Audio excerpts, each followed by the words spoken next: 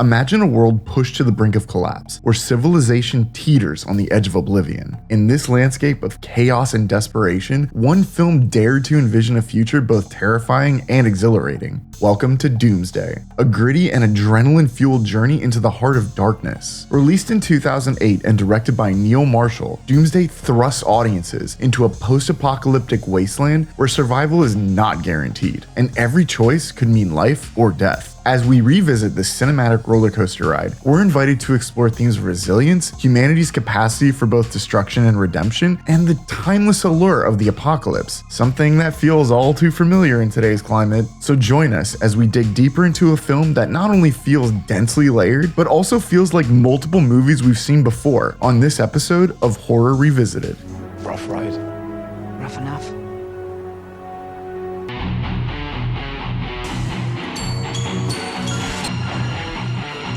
Nice hearing from you, Carlos.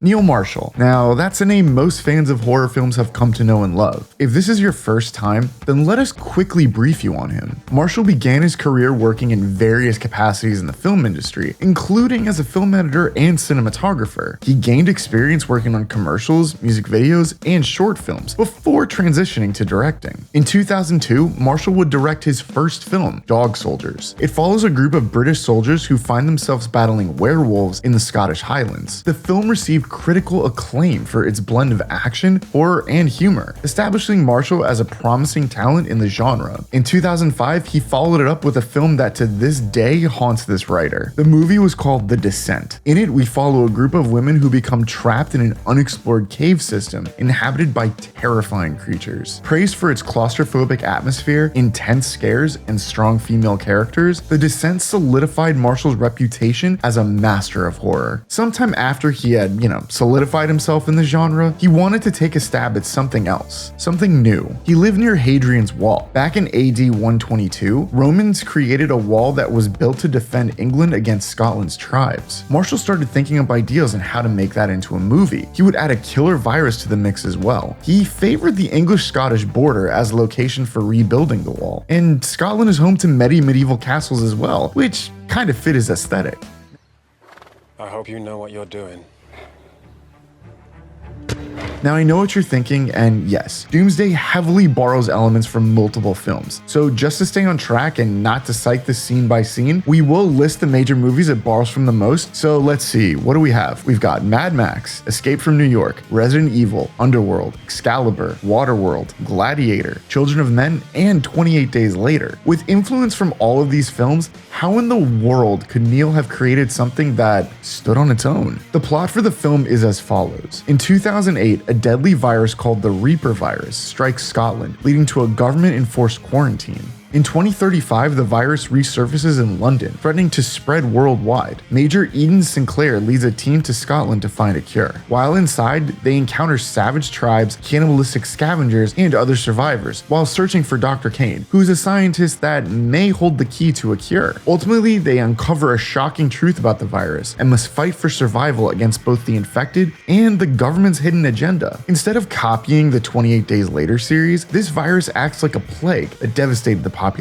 No one is turning into an aggressive zombie-eating machine. He had intended that the virus serve as a backdrop, having survivors fend for themselves to set up a primitive society, and boy did he depict them as brutal, killing machines. Marshall wanted to pay tribute to the 1970s and 80s post-apocalyptic films. He is quoted as saying, "Right from the start, I wanted my film to be an homage to these sorts of movies, and deliberately so. I wanted to make a movie for a new generation of audience that hadn't seen this movie in the cinema, hadn't seen them at all maybe, and give them the same thrill that I got watching them, but kind of contemporize it, pump up the action and the blood and guts." What's it like out there now?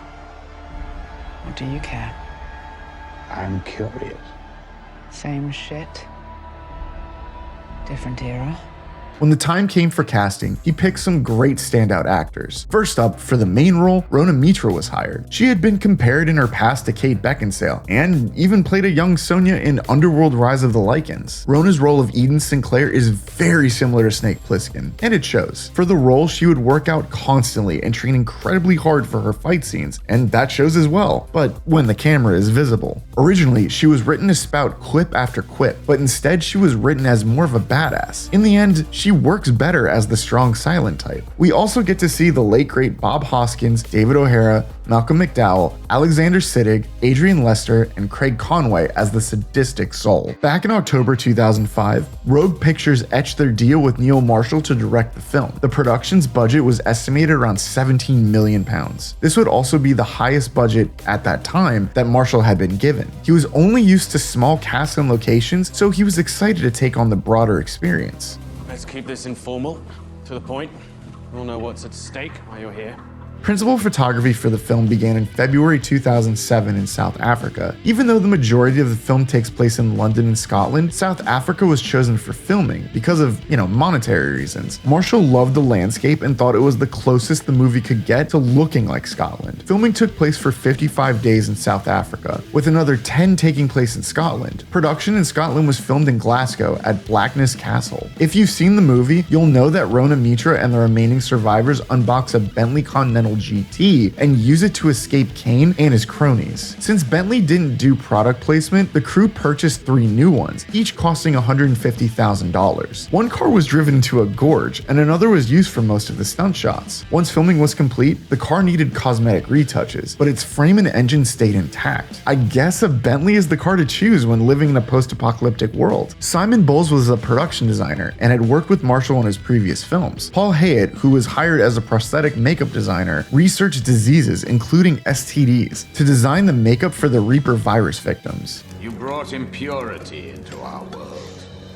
You must be cleansed. Let's discuss the visual effects because there were approximately 275 of them. Some shots were used for set extensions, and unfortunately a victim of budget restrictions. Most shots took place during the day, so the extensions involved matte paint and 2D and 3D solutions. The visual effects crew flew to Scotland and took tons of reference photos. Anything that was filmed in Cape Town, South Africa could instead have Scottish backgrounds. A big challenge for the VFX crew included the creation of the rebuilt Hadrian Wall in different lights and from different distances. Shockingly, a very challenging shot consisted of a close-up in which a main character is burned alive. This shot required multiple enhancements and implementations of burning wardrobe, burning pigskin, and smoke and fire elements to look authentic. But back to the car chase sequence. While George Miller implemented tons of pyrotechnics and real stunts in his Mad Max series, that wouldn't be the case here. One of the big shots, and was featured in the trailer, involves a Bentley crashing through a bus. Pyrotechnics were going to be used, but fire marshals in the South African Nature Reserve forbid their use due to dry conditions. A miniature mock-up was created and visual effects were applied, so the filming of the mock-up would overlay the filming of the actual scenes without pyrotechnics. We finally put the Bentley through the bus. You can see what happened to it. We're going to be a while doing absolutely nothing. Marshall hired Tyler Bates to compose the score for the film. Originally, Neil's intentions was to include 1980s synth music, but he found it to be difficult to combine with the pacing. Tyler's score that was composed consisted of heavy orchestra music. The movie also boasts a pretty great soundtrack, including songs from Adam and the Ants, Fine Young Cannibals, Susie and the Banshees, Frankie Goes to Hollywood, and Garabedian. Before we continue with our video, here's a reminder to click the Store tab on any of our JoBlo channels and browse our collection of the latest and freshest designs in our merch store. Go get you some.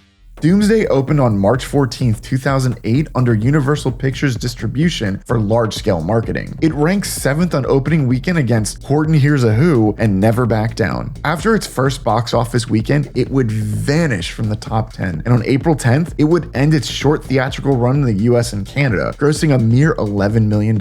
It would open later internationally and gross another $11 million, so its worldwide total would end around $22 million. The film currently holds a 50% on Rotten Tomatoes, with the critics' consensus being, quote, "Doomsday is a pale imitation of previous futuristic thrillers, minus the cohesive narrative and charismatic leads," end quote. It unfortunately wasn't screened for critics. Alison Rowett of The Herald said, quote, "In his previous films, Marshall made something out of nothing. Here, he does the opposite," end quote. James Berardinelli called Doomsday's production a mess, saying the action would be more tense if it wasn't ruined by rapid-fire editing. Scotland's tourism agency Visit Scotland was hoping that the the film would attract tourism by marketing Scotland to the rest of the world. The country's national body for film and television, Scottish Screen, had contributed £300,000 to the production. Several parties expressed concern that the film brought negativity in England's view of Scotland based on their history. Doomsday was not nominated or considered as a possible contender at the BAFTA Scotland Awards, despite being one of the largest film productions in Scotland in years. Neil Marshall applied for membership with the organization to add fresh blood, but Doomsday was not mentioned during jury deliberations.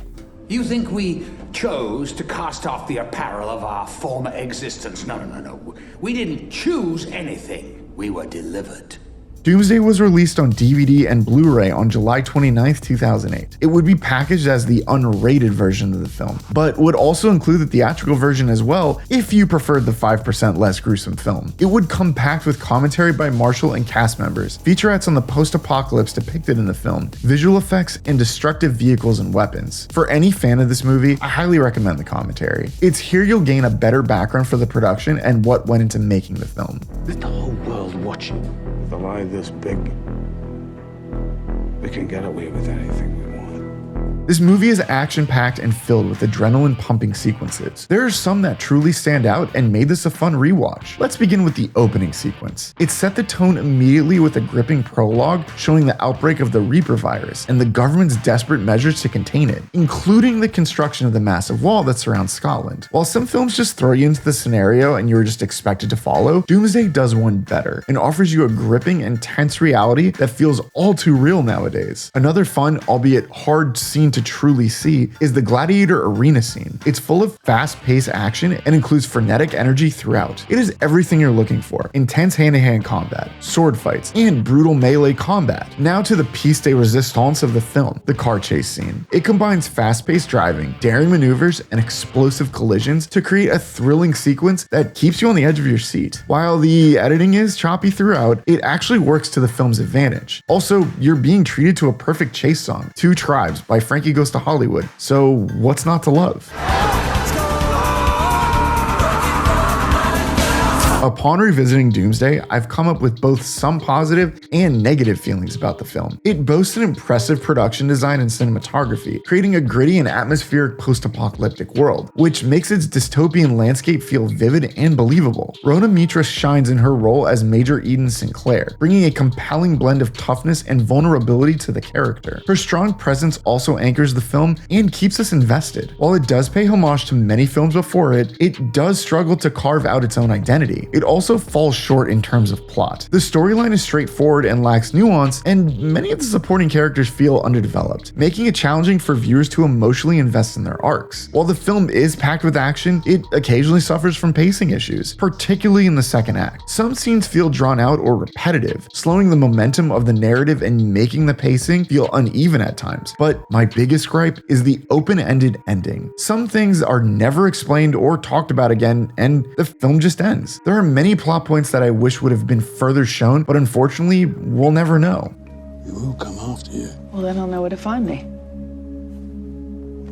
I know that this film has its fans, but after seeing this with fresh eyes over 15 years later, after dealing with the pandemic, it just falls short and fails to fully capitalize on its own potential. While its action sequences are undeniably thrilling, visually striking, and at times hard to see, the movie struggles to offer a substantial narrative framework or develop its characters beyond surface-level archetypes. In conclusion, this could have benefited from a more robust screenplay that delves into the complexities of its post-apocalyptic world and the motivations of its characters. By investing in stronger character development and exploring deeper thematic elements, the film could have elevated itself beyond being a mere homage to genre tropes and emerged as a more thought-provoking and emotionally resonant cinematic experience. While Doomsday remains an entertaining ride for fans of action-packed dystopian thrillers, it serves as a reminder of the importance of substance over style in crafting truly memorable and impactful cinema. I suppose you got a cigarette? Come with me. I'll get you all the cigarettes you want. Petty, I could have used someone like you.